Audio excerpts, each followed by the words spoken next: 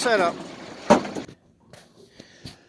Okay, that was just a few sticks that was left on the in-feed conveyor. I just put the truck under, getting it ready for tomorrow morning for loading. I'll show you a picture of our other. We got a small W900 again. We had a little incident with this truck last year. We were dumping on a side hill, and yeah, the box fell off onto a trailer. Make a long story short, wasn't a good day. Certainly wasn't the highlight of my career.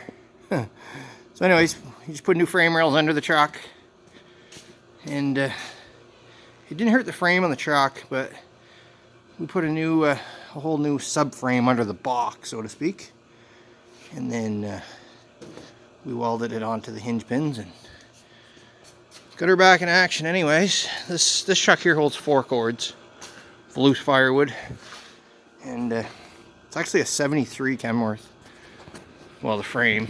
The cab is approximately a 91.